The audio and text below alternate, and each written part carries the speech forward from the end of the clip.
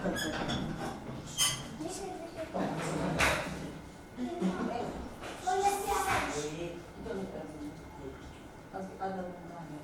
काय केलं, मी रिक्वेस्ट पाठवून ते कन्फ्युज झाले, त्यांनी तुम्हाला तुम्ही रिक्वेस्ट पाठवली मला लिंक घ्यायला नाही तसं.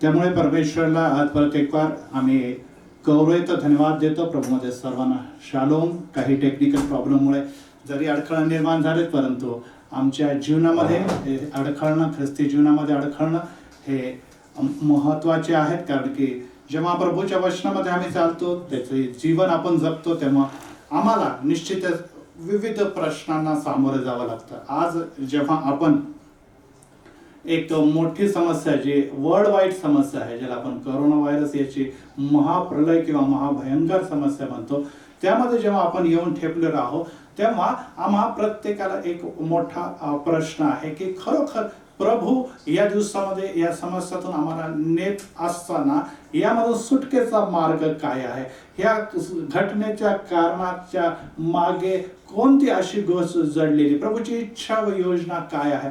जरी आम्ही या दिवसामध्ये अनेक ट्रीटमेंट, मेडिसिन, वॅक्सिन ह्याची वाट बघत आहोत, तरी देखील एक गोष्ट अखिल जगाला कळाली आहे की याची सुटका करणं मनुष्य किंवा मेडिकल हेल्थ सायन्सच्या हाती नाही. तर याची सुटका जी आहे ती एकच कोणीतरी जिवंत देव आहे त्याच्या हाती, आणि आम्ही म्हणतो त्याचं नाव प्रभू येशू ख्रिस्त आहे. आणि यामुळे आज असा जो थोडक्यात मनन करण्यासाठी जो मी विषय घेतलेला आहे, आणि त्यासाठी जे मला एस मिशनने भाषण केलं त्याबद्दल मी मनोमन त्यांचे आभार मानतो. डॉक्टर राजेश वळवी आहेत, पास्टर रूपसिंग पाळक साहेब आहे, मी त्यांना देखील ग्रीटिंग्स देतो. पास्टर अनुप आणि पास्टर सागर यांनी नियमित कंटिन्यू माझ्याशी संपर्क साधलेला आहे, आणि सर्व चर्च कमिटी याबद्दल मी प्रभूला धन्यवाद देत आहो. आणि ही माझी मंडळी आहे, आणि या मंडळीबद्दल मी अतिशय आनंदित आहे. नेहमी प्रार्थना करतो आणि नेहमी हे सांगतो की मी एस मिशनचा प्रोडक्ट आहे. आणि अशा समय एक मोठं ओझं घेऊन आज परत एक बार आपल्या समवेत मी जॉईन झालेला आहो.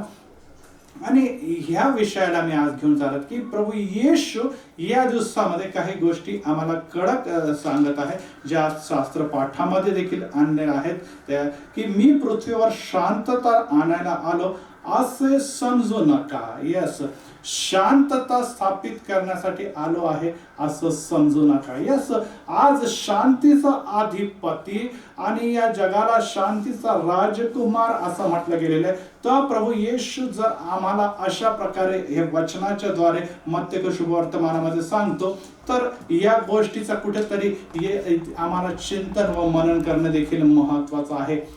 आणि त्यासाठी येशू ख्रिस्ताने जेव्हा त्या वचनाच्या शेवटी किंवा शास्त्र पाठाच्या शेवटी सांगितलंय की जो आपला वधस्तंभ उचलून घेऊन माझ्या मागे येत नाही तो मला योग्य नाही, तो मला योग्य नाही. म्हणजे प्रत्येक ख्रिस्ती मानवाच्या वाटा, प्रत्येक ख्रिस्ती बंधूंच्या वाटा, प्रत्येक तारलेला आणि बिलिव्हर्स व्यक्तीच्या वाटा त्या वधस्तंभापर्यंत येऊन टेकतात. आणि त्या वधस्तंभाच्या पुढचं कार्य प्रभू येशू मध्ये होतं, कारण की आम्ही सर्व वधस्तंभाला अनुसरणारे असतो. आणि त्यामुळे आज आम्ही ज्या 3 वधस्तंभाच्याकडे बघतो, त्यामध्ये एक वधस्तंभ आहे जो मधोमध आहे, ज्यावर प्रभू येशू ख्रिस्त तुमच्या आणि माझ्या अधर्म आणि पापासाठी, या जगाच्या तारणासाठी, या जगाला पाप मुक्ती देण्यासाठी आणि आम्हा प्रत्येकाला प्रभूमध्ये ते स्वर्गीय राज्य जे त्याने आम्हासाठी तयार केलेले त्याचे निवासी होण्यासाठी आम्हाला त्या वधस्तंभाच्या द्वारे निश्चितच एक गोष्ट शिकवते. आणि त्याच्या उजवीकडे एक वधस्तंभ आहे, डावीकडेही एक वधस्तंभ आहे.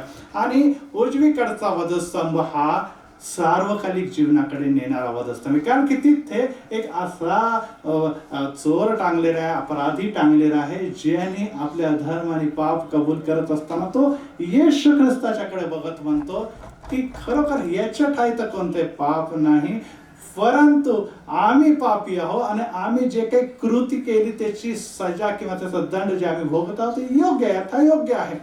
आणि प्रभू येशू तो जो प्रभू आहे तो जेव्हा आपल्या वैभवाने येतील तेव्हा माझी आठवण कर. आणि त्याला येशूने म्हटलं की आजच तू माझ्या बरोबर, यस आजच तू माझ्या बरोबर सुख कसा असशील. प्रभू आहे अद्भुत आहे, येशू अद्भुत आहे. परंतु हा एक जो वधस्तंभ जो आहे तो स्वीकार करणारा वधस्तंभ आहे, जे येशूला फॉलो करणारा वधस्तंभ आहे. आणि ज्या वधस्तंभाला तुम्ही आणि मी अनुसरणारे आहोत. Praise the Lord. कारण की आम्ही प्रभू येशू ख्रिस्ताच्या वधस्तंभाच्या जवळ जेव्हा आहोत तेव्हा आम्ही आपल्या अधर्म आणि पाप प्रायश्चित अंतःकरणाने जेव्हा कबूल करतो तेव्हा आम्हाला विजयी असं जीवन मिळतं. परंतु दुसऱ्याकडेचा एक वधस्तंभ आहे जो क्लेश, दुःख, संकट जे त्याच्या अधर्मामुळे, त्याच्या चुकीच्यामुळे, त्याच्या अपराधाच्या मुळे त्याला त्या दंडाला सहभागी किंवा सामोरे व्हावं लागलं, तरी तो म्हणतो की नाही नाही माझी सुटका झाली तर बरे, तू जर देव आहे तर तू स्वतःची सुटका कर, आमची देखील सुटका कर. यस प्रियांनो, प्रभू येशू ख्रिस्ताने वधस्तंभावर त्या मृत्यूला देखील सामोरे जात असताना एक गोष्ट केली की देवाची योजना माझ्याद्वारे पूर्ण व्हावी. आणि ती योजना जर दुःख सहन करण्याची आहे, जर मनुष्याच्या तारणासाठी त्यांचे अपराध व क्लेश आपलं मस्तकी घेणं आहे आणि त्यांना पापमुक्ती देण्यासाठी तारणाचा वलांडण्याचा कोकरा, कराराचा कोकरा, प्रायश्चिताचा कोकरा म्हणून मला वधायला सामोरं जावं लागलं तरी देखील मी तयार आहे. आणि ते सर्व प्रभू येशूने सहन केले. आणि यामुळे प्रियांनो आम्ही त्या वधस्तंभाला अनुसरणारे किंवा त्या वधस्तंभाचे लोक आहोत जे सार्वकालिक जीवनाकडे वाटचाल करतात. आणि त्यामुळे येशू ख्रिस्ताने मध्ये टांगून त्या दोन भाग वधस्तंभाचे केले. एक सार्वकालिक जीवनाकडे जाणाऱ्या लोकांचे वधस्तंभ आणि दुसऱ्या बाजूला आम्हाला दिसतं की जे देहिक आणि जगिक गोष्टीमध्ये ज्यांनी तारणारा येशू आपल्या शेजारी आपल्या जवळ असून देखील ज्यांनी तारण साध्य करून घेतलं नाही किंवा त्याचा लाभ ख्रिस्तामध्ये प्राप्त करून घेतला नाही, कृपेचा लाभ त्यांच्या जवळ येऊन देखील त्यांनी कृपाला लाथाडला, असे लोक आहेत. आणि त्यामुळे प्रियांनो येशू ख्रिस्त तुमच्याशी आणि माझ्याशी या काही समयामध्ये काही गोष्टी बोलत आहे. आणि त्यामुळे येशू ख्रिस्त तो प्रकाश आहे. येस, आपण उत्पत्तीच्या जेव्हा पहिल्या अध्यायामध्ये जातो आणि तिथे दिसतं की पृथ्वी जी ही आकार विहिरीत आणि शून्य होती आणि पूर्णपणे अंधकार होता. देवाचा आत्मा जलावर तळपत होता, म्हणजे हिंदीमध्ये त्याला मनरा राहता. आणि त्यानंतर देव बोलला प्रकाश हो आणि प्रकाश झालेला आहे. आणि देवाने प्रकाश व अंधकार एकमेकांपासून काय केले, वेगळं केलं, विभक्त केलेले. यस, येशू विभक्त करणार आहे. येशू एकमेकांपासून ज्या गोष्टी आहे ते दूर करणार आहे. येशू या दिवसामध्ये एक शब्द फार कॉमन झाला, क्वारंटाईन, विलगीकरण, विलग करणारा, वेगळे करणार आहे. यामुळे की या दोघांचा मिलाप कधी होऊ शकत नाही हे जाणणं महत्वाचं. आणि त्यामुळे जेव्हा उत्पत्तीच्या पहिल्या अध्यायामध्ये आम्हाला दिसतं की प्रकाश आणि प्रकाश झालेला आहे, तेव्हा सूर्य नव्हता, तेव्हा चंद्रमा नव्हते. आपल्याला असं दिसतं की 15व्या वचनामध्ये म्हणजे चौथ्या दिवशी आकाशात पृथ्वीला प्रकाश देण्यासाठी आकाशात अंतराला ज्योती निर्माण करण्यात आलेला आहे. आणि ह्यामुळे प्रियांनो तो प्रकाश कोणता होता? तो प्रकाश येशू ख्रिस्ताचा प्रकाश होता, जो पृथ्वीला पहिले सुरुवातीच्या दिवसामध्ये प्रकाशित करत होता. आणि प्रगटीकरणाच्या शेवटल्या अध्यायामध्ये जेव्हा जातो, पहिल्या अध्यायाच्या 4थ्या वचनामध्ये प्रकाश, तर शेवटल्या अध्यायाच्या 5व्या वचनामध्ये असं लिहिलेलं आहे की तेव्हा दिवस नसणार, तेव्हा रात्र नसणार, देव ख्रिस्त आपल्या प्रकाशाने सर्वांना प्रकाशित करणार आहे. यस प्रियांनो, देव हा प्रकाश आहे जो अंधकाराला या जगातून, पृथ्वीतून नाहीसा करणार आहे. तो येशू तो प्रकाश आहे, तो आमच्या जीवनातल्या पापमय अंधकाराला देखील दूर करणारा गौरवी परमेश्वर आहे. खरोखर आज त्या प्रकाशाकडे आम्ही चालत आहोत का?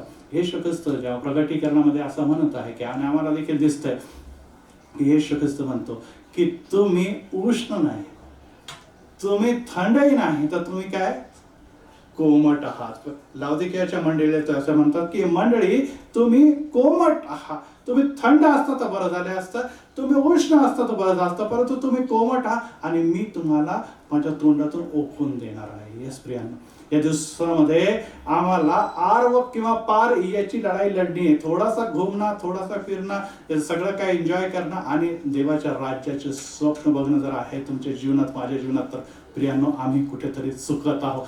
देवाला कोमटपणा आमच्या जीवनात आवडत नाही. आम्ही उष्ण असावं, आम्ही पेटलेलं असावं, आम्ही सज्ज असावं, आम्ही जागृत असावं. का? कारण की ही घटका हेच दाखवत आहे. जेव्हा आपण जगाकडे बघतो तेव्हा प्रथम क्रमावर आपल्याला अमेरिका दिसतो, ज्याचा सगळ्यात जास्त कोविड पेशंट आहे. त्यानंतर भारताचा नंबर आहे, त्यानंतर रशिया, ब्राझील आणि त्यानंतर एक आणखीन राष्ट्र येतं, त्याचं नाव महाराष्ट्र. बघा आता महाराष्ट्र जगातच 5व्या क्रमांकावर येऊन ठेपलेलं आहे. इतके जास्त कोविड पेशंट महाराष्ट्रात आहे आणि त्यात सगळ्यात जास्त पुण्यामध्ये आहे, जिथून मी आज आपल्याशी लाईव्ह बोलत आहे. तिथे सर्वात जास्त पेशंट आहे आणि सर्वात जास्त मृत्यूचं प्रमाण देखील ह्याच शहरामध्ये आहे. आणि या गोष्टी आम्हाला दाखवते की आपल्याला ह्या दिवसामध्ये ज्या मरी आहेत, युद्धाची अलर्ट किंवा सीमा किंवा इशारा आपल्याला सीमेवर दिसून येते, राष्ट्र राष्ट्रावर उठत आहे आणि त्याचप्रमाणे टोळधाडी दिसत आहे, वेगवेगळ्या ठिकाणी भूकंप दिसत आहे. अशा समय देव येशू पृथ्वीला हलवत आहे आणि अशा समय येशू तुम्हाला आणि मला सांगत आहे की मी तुम्हाला अगोदर इशारा देऊन ठेवत आहे, घाबरू नका, भिवू नका. माझ्या आगमनाच्या समय ह्या सर्व गोष्टी होणे अगत्याचं आहे. मग तुम्ही तयारीला लागा. तुमच्यामध्ये कोमटपणा नसावा. आपल्याला माहिती की संध्याकाळच्या वेळेस सूर्यप्रकाश, दिवस आणि अंधकार या दोन्हीचा मेळ होतो आणि थोडासा प्रकाश कमी होऊन जातो. मला आठवतं की मी बोर्डे साहेबांनी मला तिकीट दिलं आणि इंडिया न्यूझीलंडचा वन डे बघायला मी गेलो आणि सांगा पवेलियनमध्ये. आता बोर्डे साहेबांनी फॅमिली बरोबरच म्हटल्यानंतर मी त्यांच्याबरोबर मॅच बघत होतो आणि संध्याकाळची हीच वेळ झाली जवळपास आणि सर्व लाईट जे आहे, फ्लॅश लाईट जे आहे ते लावण्यात आलेले आहे आणि म्हटलं आता पूर्ण अंधार जरी झाला नाही तरी लगेच लाईट लावले. त्यांनी म्हटलं नाही. बघा जेव्हा संध्याकाळ होते तेव्हा ती जे बॉल असतो, चेंडू जो असतो तो बॅट्समॅनला पण दिसत नाही, जो फिल्डर आहे त्यांना देखील व्यवस्थित दिसत नाही. त्यामुळे पूर्ण संध्याकाळ होण्याच्या अगोदरच आम्ही काय करतो, ते लाईट लावतो यासाठी की संध्याकाळचा अनुभव किंवा संध्याकाळचा जो अस्पष्ट दिसण्याचा अनुभव त्या प्लेयर्सला मिळू नये. हो प्रियांनो, आज तुम्हाला आणि मला अनेक गोष्टी जर स्पष्ट दिसत नाही या कोरोना परिस्थितीमध्ये, तर विचार करण्याची गरज आहे की आम्ही खरोखर कोमट परिस्थितीमध्ये तर नाही, आम्ही खरोखर देवापासून दूर तर नाही. कारण की कोमट आणि या प्रकाश अंधकारच्या मेलस्थळावर किंवा ज्याला म्हणूया की कोमटपणामध्ये आम्हाला अनेक गोष्टी दिसत नाही. आणि अशा समय ज्या अंधकार आणि प्रकाशाला विभक्त करणारा जो प्रभू येशू ख्रिस्त आहे तो आमच्या बरोबर कार्य करायला तयार आहे. आणि यासाठी प्रियांनो आम्हाला वेगळं होण्याची गरज आहे. आम्हाला वेगळं होण्याची गरज म्हणजे अंधकारापासून तुम्हाला आणि मला वेगळं करायची गरज आहे. आमच्या देहिक वासना, आमच्या धर्म, आमचे पाप हे आम्हाला नाशाकडे नेतात. 2 कोरिंथ याचा 6वा अध्याय आणि 14व्या वचनामध्ये याने प्रकारे म्हटलंय की तुम्ही विश्वास ठेवण्याबरोबर संबंध जोडून विजोड होऊ नका, कारण नीतीचा व स्वैराचाराची कधी देखील भागी होणार नाही. उजेड व अंधार याचा कधी देखील मिलाप होणार नाही.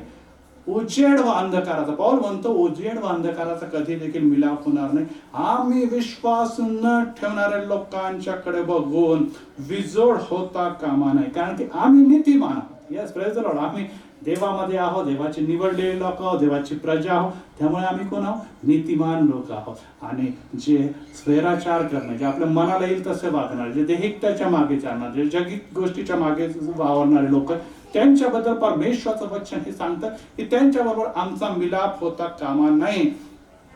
कारण की जर आम्ही तशा प्रकारे करतो तर निश्चितच आम्हाला जेव्हा येशू ख्रिस्ताचं आगमन समय जवळ आणि त्याचं आगमन होणार आहे, रॅप्चर मध्ये जेव्हा मंडळी अंतरात घेतली जाणार आहे, तेव्हा निश्चितच आमचा प्रवेश होणार नाही.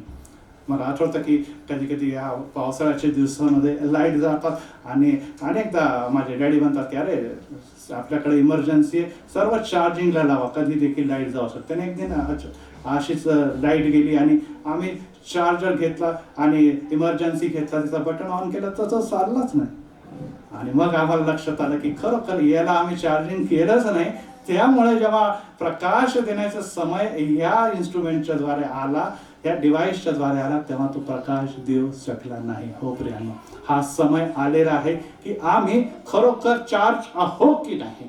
पवित्र आत्म्याच्या द्वारे जे आमची चार्जिंग आहे, वचनाच्या द्वारे जे तुमची आणि माझी चार्जिंग आहे, ती चार्जिंग निरंतर होत आहे किंवा नाही. आणि मला सांगू द्या प्रियांनो, हा सर्वात उत्तम समय आहे, हा सर्वात अद्भुत समय आहे की जेव्हा आम्ही आपापल्या घरामध्ये आहोत किंवा लॉकडाऊन मध्ये आहोत, आम्ही वचनामध्ये आणि प्रार्थनेमध्ये चालण्याचा आणि विश्वासात निरंतर वाढण्याचा प्रयत्न करत आहोत. आम्ही चार्ज आहोत किंवा नाही. आणि चार्ज होण्यासाठी प्रियांनो, परत एक बार मी रिपीट करतो, चार्ज होण्यासाठी आम्हाला वचन वाचणं, आमच्या कौटुंबिक भक्ती होणं, आम्हाला निरंतर प्रार्थना करणं. आणि इतकंच नव्हे, जे आज मंडळीच्या द्वारे आम्हाला दिसत आहे की मंडळीचे सर्व भक्तजन विविध उपक्रमाच्या द्वारे मंडळीच्या सभासदांना मंडळीची सहभागिता, देवाची सहभागिता, वचनाची सहभागिता, देवाचं पावित्र्य, देवाचे गूढ रहस्य सांगण्याचा प्रयत्न करतो, त्यामध्ये आम्ही निरंतर जोडलेले आहोत का?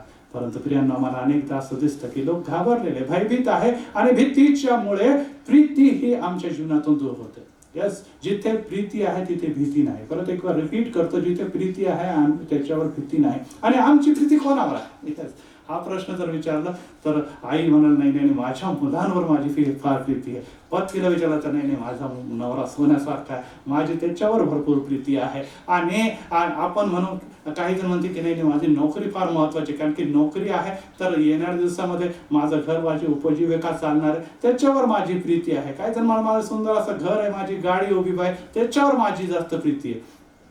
परंतु आमची प्रीती जर देवावर नाही प्रियांनो, आमची प्रीती जर विश्वास देवावर नाही, तर आमच्या जीवनामध्ये भीतीचं वातावरण, संशयाचं वातावरण नेहमी राहणार. यस, कधी देखील हा विकार आजारी माझ्या घरामध्ये येईल, मी पॉझिटिव्ह ठरणार आणि मला या मृत्यूला सामोरे जावं लागणार आहे. आणि त्यामुळे प्रियांनो, जेव्हा त्या दोन वधस्तंभाकडे बघतो, परत एक बार मी येतो, येशू ख्रिस्ताचा वधस्तंभ त्या दोन वधस्तंभांना एकमेकांपासून वेगळा करत होतो. जो एक पहिला वधस्तंभ होता तो म्हणतो, मला येशू तो शेजारी पाहिजे, येशूच्या आशीर्वाद मला पाहिजे, येशूची सुरक्षा मला पाहिजे, येशू पासून मला जीवन देखील पाहिजे, येशू पासून मला सर्व उत्तम ज्या स्वर्गीय गोष्टी किंवा ज्याला म्हणतो आपण जगातल्या सर्व उत्तम गोष्टी पाहिजे. परंतु वधस्तंभ नको, मला वधस्तंभ नको.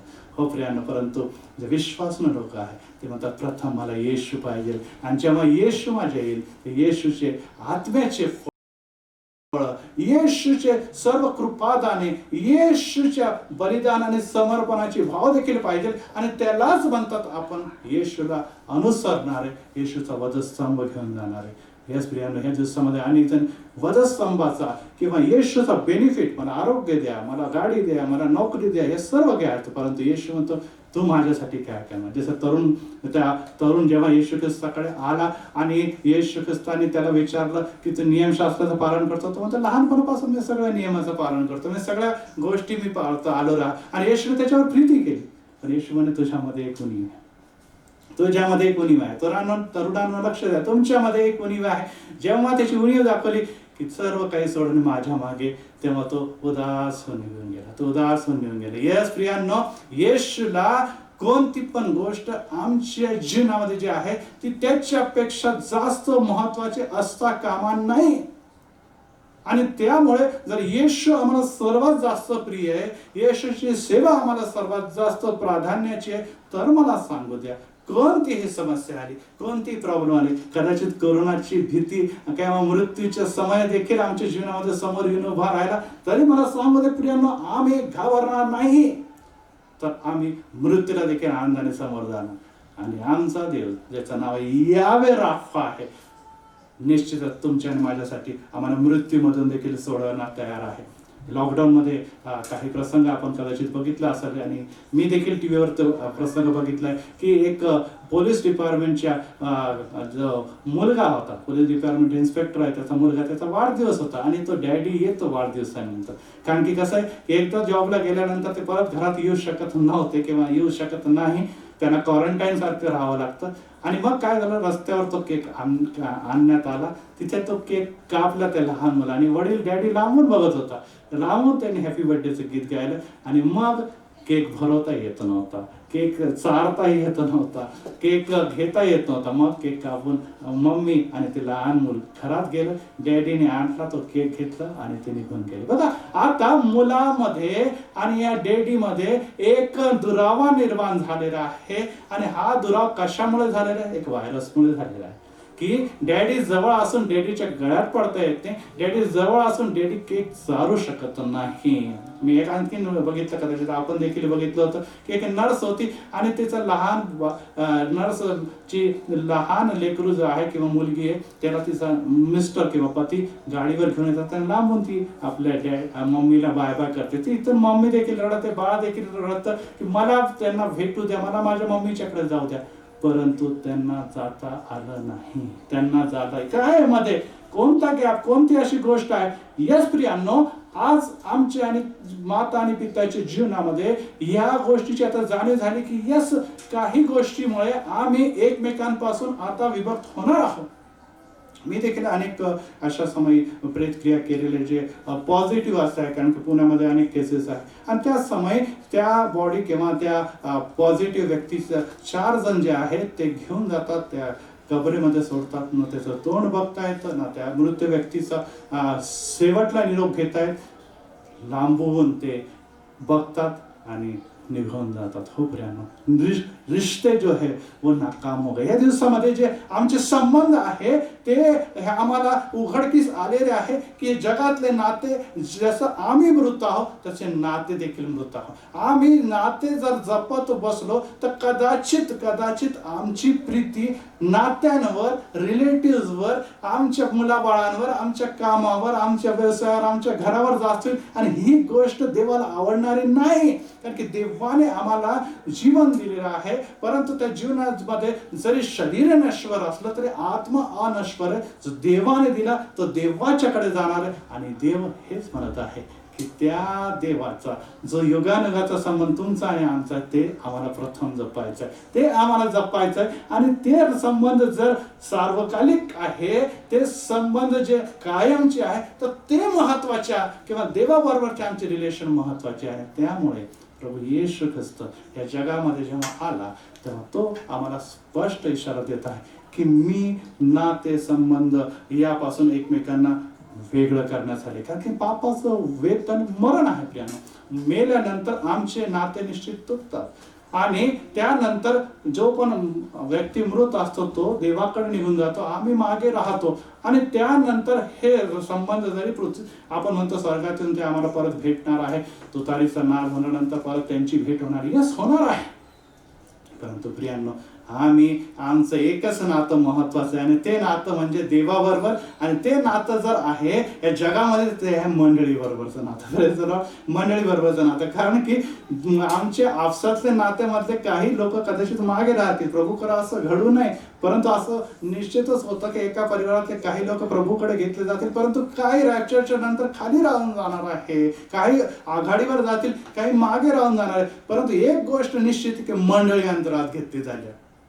मग ह्या जगामध्ये आमचं नातं सगळ्यात महत्वाचं कोणाबरोबर आहे? तर मंडळी बरोबर आहे. Praise the Lord. आणि ते मंडळीचा जो आहे तो प्रभू येशू ख्रिस्त आहे. आणि त्या वधूची तो तयारी करून घेत असताना आम्हाला आणि अधर्म आणि पापापासून दूर राखण्यासाठी, विलगीकरणामध्ये देवाशी कनेक्ट करण्यासाठी, देवाशी जोडण्यासाठी एक महत्वाचा संबंध आहे, तो आहे वधस्तंभ. हो प्रियांनो, या वधस्तंभाच्या द्वारे पित्याच्या बरोबर पुत्राचं नातं देखील तुटलेलं आहे. या परत एक बार रिपीट करतो की आमच्यासाठी जेव्हा त्याने मस्तकी धर्माने पाप घेतले तेव्हा पित्याच्या बरोबरचं, परमेश्वराबरोबरचं नातं निश्चितच तोडण्यात आलेलं. आपल्याला असं दिसतं की प्रभू येशू ख्रिस्ताचे मित्र म्हटलेले जे आहे त्याचे शिष्य पळून गेलेले आहे. आपल्याला असं दिसतं की त्याच्या प्रिय शिष्य पेत्राने त्याला फसवलेलं आहे, यहूदा इस्करियोतने त्याला मुका घेऊन धरून गेलेला आहे. आणि त्यांच्या जे इस्रायली लोकांसाठी जे तो एक आलेला आहे आणि तो त्यांना म्हणतो की यरुशलेमा संदेश त्याच्या घात करणारा यरुशलेमा, जसे कोंबडी आपल्या पिल्लांना पंखा खाली घेते तशी माझी इच्छा हो की तुम्हाला पंखा खाली घ्यावं. त्याने देखील त्यांना नाकारलेलं आहे. आणि शेवटी एकमेव नातं जे टिकलेलं होतं ते नातं जे होतं ते होतं परमेश्वराबरोबर, पिता परमेश्वर, जे कधी त्याचं विभक्त झालं नव्हतं. परंतु अधर्म आणि पाप, आमचे अधर्म आणि पाप जेव्हा त्याच्या मस्तकी लादण्यात आलेले आहे ते नातं देखील त्याच्यापासून तुटलेलं आहे. हो प्रियांनो, नाते जेव्हा आम्हाला देवाची योजना आणि संकल्प पूर्ण करायची आहे तर नाते रिलेशन्स जे आहे ते आम्हाला देवाबरोबर मजबूत ठेवायचे आहे. कारण की येशू ख्रिस्त म्हणतो, हे माझ्या बाप्पा, हे माझ्या पित्या, तू माझा का त्याग केला? यस, माझा का त्याग केला? परंतु निश्चितच त्याच्या मागे कंप्लेंट नव्हती, कारण की तो जाणत होता की देव पाप बघू शकत नाही. जो देव एकुलता एक प्रभू येशू ख्रिस्त ज्याच्या ठाईत पाप नव्हतं, परंतु आमच्या पापामुळे त्याच्यामध्ये दुरावा झाला, ते देखील पिता बघू शकला नाही. आज प्रियांनो, आम्हाला या गोष्टीचा विचार करायला पाहिजे की आम्ही या कठीण समयामध्ये, या जटिल समयात, या मंडळीचे सभासद असताना आम्ही कुठे आहोत? खरोखर आम्ही वेगळे केलेले लोक आहोत का? त्या प्रकारे इथे लिहिलेले की विश्वास न ठेवणाऱ्या बरोबर आम्ही विजोड तर झालो नाही ना? आम्ही जगातल्या गोष्टीमध्ये रममान तर झालो नाही ना? आणि अगर जर असं झालेलं असेल तर आम्हाला विचार करणं फार महत्वाचं आहे की आम्ही कुठे आहोत. आज प्रियांनो, जेव्हा नाशवंत गोष्टी आहे, नाते, पद, धन, संपत्ती, या सर्व ज्या गोष्टी आहे त्या गोष्टी संपणार आहे, परंतु सार्वकालिक गोष्टी ज्या आहे त्या सदा टिकणार आहे. आधी माझ्या धार्मिकता आणि नीतिमत्वासाठी झटा, म्हणजे इतर सर्व गोष्टी मी तुम्हाला देईन. यस, आणि ते म्हणतात की हो, वधस्तंभ ठीक आहे, परंतु आम्हाला या जगामध्ये संसार पण करायचे, आमचे मुलं बाळा पण आहे, आमचे कुटुंब पण आहे, आमची पत्नी पण आहे. यस, आधी माझ्या धार्मिकता आणि नीतिमत्वासाठी झटा. या दिवसामध्ये जेव्हा आपण सहकुटुंब येशूच्या जवळ येत आहोत, प्रार्थना करत आहोत, गुडघ्यावर येत आहोत, आपल्या समस्या आम्ही त्याच्यासमोर मांडत आहोत. आमच्या घरामध्ये नोकरीच्या समस्या, आमच्या तरुण लेकरांच्या विवाहाच्या समस्या, आमच्या घरामध्ये आर्थिक समस्या आहे, आमच्या घरी वेगवेगळे विकार आहे, आमच्याकडे वाद आहे, भांडण आहे, आणि एकमेकांच्या विरोधात अनेक गोष्टी आमच्या समोर आहे, आणि सैतानाचे हल्ले, अनेक प्रकारच्या गोंधळाचं वातावरण आहे. प्रभूकडे आम्ही, हा समय आहे की यावं, येशूकडे मागावं, कारण की येशू निश्चितच सर्व गोष्टी पुरवायला तयार आहे. मातेला, कदाचित ताणलेल्या मातेला आपल्या लेकराचा विसर पडेल, परंतु मी तुम्हाला कधी विसरणार नाही, एवढी प्रीती तो तुम्हाला आणि मला करतो. आज जेव्हा मी नंदुरबार चर्चच्या बद्दल आणि त्या मंडळीच्याकडे बघतो, निश्चितच विविध ठिकाणी, जेव्हा महाराष्ट्रात वेगळ्या ठिकाणी मी संदेश देतो, या मंडळीच्या बद्दल मी नेहमी कौतुकाने सांगतो की खरोखर या मंडळीच्या साठी देवाच्या योजना, संकल्प हे मोठे आहे. अनेक समस्या, अनेक वादळ झाले तरी देखील आर्थिकरित्या किंवा आपण म्हणूया की ऍडमिनिस्ट्रेटिव्ह रित्या ही मंडळी ज्या मजबूतीने उभी आहे, तिला हलवणं शैतानाला देखील सहसा शक्य नाही, कारण की विश्वासाच्या पायरीवर उभी आहे. परंतु प्रियांनो, ही गोष्ट देखील तेवढीच महत्वाची आहे की ही मंडळी, हे एस मिशनची संस्था, या सर्व गोष्टी, या मंदिर, ह्या चर्चेस, हे पाळक वर्ग, हे सगळे ऍडमिनिस्ट्रेशन, हे सर्व देवाने तुम्हाला मला दिलेलं आहे. आणि हे सर्व दिलं असताना आम्हाला काही एक वेगळं साम्राज्य बनवून उभं राहायचं नाही, आम्हाला त्याच्याद्वारे काम करायचं. आणि मला कौतुक वाटतं की या मंडळींच्या द्वारे, समाजसेवेच्या द्वारे अनेकांना, गोरगरिबांना हॉस्टेलच्या द्वारे, अनेक ज्या अशिक्षित आणि दुरावलेल्या शिक्षणापासून दूर असलेल्या लोकांना शिक्षण दिलं जातं. हॉस्टेलच्या द्वारे अनेकांना राहण्याची सोय होती. समाजसेवेचं अद्भुत कार्य, उच्च दर्जाचं शिक्षण अनेक लोकांपर्यंत पोहोचवते. परंतु प्रियांनो, परत एक मी तुम्हाला सांगतो की हे कार्य नुसतं काही ठराविक लोकांचं नाही, तर हे कार्य मंडळीचं आहे, देवाचं आहे, ख्रिस्ताचं आहे, सुवार्थ अलायन्स मिनिस्ट्रीचं आहे. आणि यासाठी, हे कार्यासाठी आपली प्रार्थना, आपले पाठबळ, आणि त्याबरोबर निष्कलंक आणि त्याचप्रमाणे आपण निस्वार्थी प्रेम आणि त्याचप्रमाणे झोकून दिलेले प्रवृत्ती ही महत्वाची, कारण की हीच प्रवृत्ती देवाला ख्रिस्ती लोकांकडून अपेक्षित आहे. देवाचा प्रकाश, तुम्ही जगामध्ये देवाचा प्रकाश आहे. यस, आम्ही जर देवाचा प्रकाश आहोत आणि देवाच्या प्रकाशात चालत आहोत, तर कशा प्रकारे आम्ही प्रकाश देवाला प्रदर्शित करू शकतो, कशा प्रकारे देवाला प्रकाश इतरांना दाखवू शकतो? यस, आम्ही देवाचा प्रकाश देवाच्या सामर्थ्याने, देवाच्या प्रीतीने, देवाच्या अनुग्रहाने, देवाच्या कळवळीने, देवाच्या तळमळीने जेव्हा सेवा करतो, तेव्हा इतर लोक निश्चितच म्हणतात की यस, हे लोक इतर लोकांपासून वेगळे आहे. हे अंधकाराचे नव्हे तर प्रकाशाचे लोक आहे आणि याद्वारे ह्यांचा देव याला ते प्राधान्य देतात. त्यामुळे देव त्यांना सहाय्य करतो आणि त्यामुळे ते जे काही हाती घेतात ते सिद्धीस जातात. Praise the Lord. आमचा देव जो निसर्गाचा निर्माण करताय त्याच्या नावात जे काही आम्हाला मिळतं ते स्थितीत जातात. यस, आमच्या सर्व प्रॉब्लेम्स आहे, पगाराचे प्रॉब्लेम आहे, आर्थिक प्रॉब्लेम आहे आणि हे सर्वकडे जगामध्ये ही मंदीचं वातावरण आहे. तरी देखील प्रियांनो लक्षात ठेवा, पुण्यामध्ये किंवा महाराष्ट्रामध्ये की जर आज जीव वाचला तर उद्या आम्ही सगळं काही मिळवू शकतो. परंतु प्रियांनो, हा जर आत्मा जो आहे तो देखील महत्वाचा. सर्व काही मिळवलं आणि आत्मा गमावला तर काय लाभ, असं वचन आम्हाला सांगतं. यस प्रियांनो, आमचा जीव वाचल परंतु जीवापेक्षा पण महत्वाची गोष्ट जी देवापासून तुम्हाला आणि मला प्राप्त झाली तो देवाचा आत्मा आहे. आणि तो आत्मा आम्ही कशा प्रकारे पोहोचत आहोत, तो खरोखर हा अंधकारात आहे की प्रकाशात आहे, सेवेत आहे की निराशात आहे, पेटलेला आहे की झोपलेला आहे की निद्रिस्त आहे, याचा विचार करणं या दिवसामध्ये फार महत्वाचा आहे. आणि यामुळेच जेव्हा शेवटली गेतसेमने बागेमध्ये येशू ख्रिस्त प्रार्थना करत होता आणि तेव्हा तो मंडळीसाठी प्रार्थना करतो, तो स्वतःसाठी प्रार्थना करतो, तो शिष्यांसाठी प्रार्थना करतो आणि योहान 17:15-16 मध्ये तो म्हणतो की तू त्यांना, म्हणजे मंडळीसाठी शिष्यांसाठी म्हणतो, तू त्यांना जगातून काढून घ्यावे अशी विनंती करत नाही, तू त्यांना वाईटापासून राखावं अशी मी तुझ्याकडे विनंती करतो. जसा मी जगाचे नाही तसे तेही जगाचे नाही. Praise the Lord. आम्हाला वेगळं साम्राज्य, वेगळा देश नाही हवा. अनेक जण म्हणतात की ख्रिस्ती लोक भारतामध्ये एक वेगळा देश स्थापन नाही. आम्हाला जे राष्ट्र आहे त्या राष्ट्राचे नियम संविधान पाळायचं आहे, हे आम्हाला वचन आम्हाला पवित्र शास्त्र शिकवतं. परंतु या जगामध्ये राहून जगाच्या सारखे अंधकारमय जीवन नव्हे तर प्रकाशमय जीवन करायचं. आणि जे अंधकाराचे सत्तेमधले लोक आहे त्यांना ख्रिस्ताचा प्रकाश दाखवायचं काम त्यांनी आम्हाला दिलेलं आहे. त्या प्रकारे एक समुद्रामध्ये जहाज चालतं आणि आपल्याला माहिती आहे की जहाज समुद्रामध्ये चालतं. जहाज जरी मोठा असला पण तो समुद्र अथांग असतो आणि जहाजामध्ये कधी देखील समुद्राचं पाणी येऊ शकत नाही किंवा प्रवेश मिळू शकत नाही. नेहमी पाणी हे जहाजात येऊ शकत नाही किंवा त्यापासून दूर राखलं जातं.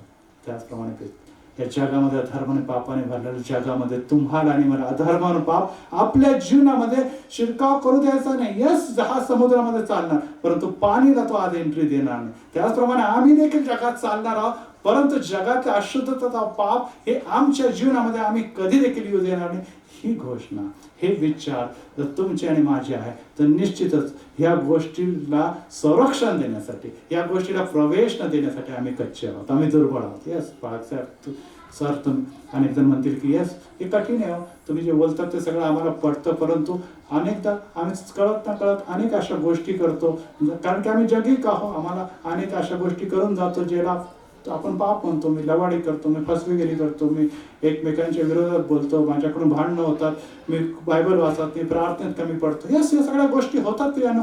परंतु देवाने येशूने म्हटलं मी जातो खरा परंतु तुम्हाला एकटं सोडणार नाही. यस प्रियानो, त्यांनी तुम्हाला आणि मला या कोरोनाच्या समयामध्ये एकटं सोडलं नाही, हे लक्षात ठेवा. त्यांनी आमच्यामध्ये एक सत्याचा आत्मा, ज्याचं नाव पवित्र आत्मा, तो राखलेला आहे आणि तो आम्हाला या सर्व अधर्मापासून दूर राखण्यासाठी बळ व शक्ती देतो.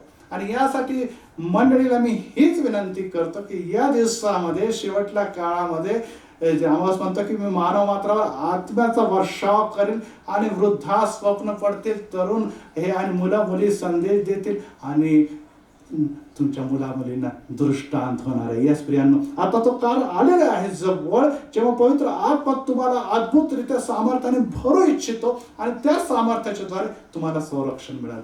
आणि त्यामुळे प्रभू येशू ख्रिस्त म्हणतो की मी विभक्ती करायला आलो, मातापासून मुलीला, पतीपासून पत्नीला, मुलांपासून. यस, कारण की या दिवसामध्ये माता रडते परंतु मुलाला मदत करता येत नाही. घरातले प्रियजन रडतात परंतु पिता कबरेत जाते परंतु त्याचे सहाय्य करू शकत नाही. घरातले काही लोक जे आहे ते दुरावलेले, क्वारंटाईन, पण त्यांना काही हेल्प करता येत नाही कारण की आम्ही जर त्यांना हेल्प करायला गेलो तर निश्चितच आम्ही देखील ग्रासले जाणार.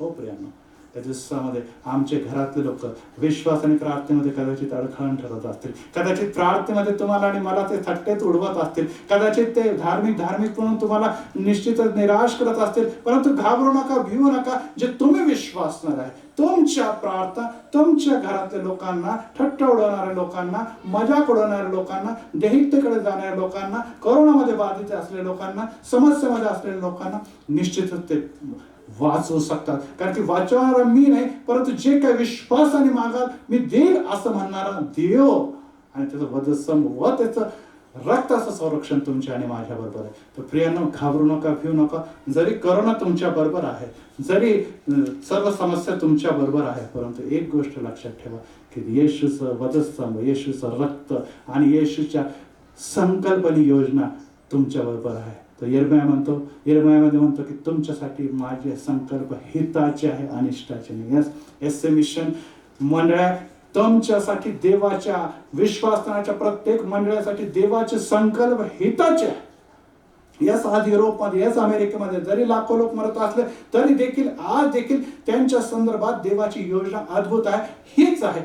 यस वधस्तंभाचे येशू ख्रिस्ताने तुमच्या आणि माझ्यासाठी प्राण दिले. त्याच्या बलिदानाच्या द्वारे सियोन देश, महान देश, अद्भुत देश, त्याचा जिथे आजार नाही, जिथे रडण नाही, जिथे दुःख नाही, जिथे क्लेश नाही, तिथे निराश नाही, तिथे प्रवेश मिळणार आहे. आणि यासाठी प्रियांनो, आज तुम्हाला प्रभू येशू ख्रिस्त अधर्माने पापापासून विलग करत असताना, एक चोराला दुसऱ्या चोरापासून वेगळं करत असताना, वधस्तंभाच्या द्वारे प्रकाशाचा मार्ग दाखवत असताना, जीवन आणि सत्य आणि आशीर्वाद आणि तारण याचे प्रदर्शन करत असताना, येशू ख्रिस्ताच्या वधस्तंभाच्याकडे बघा.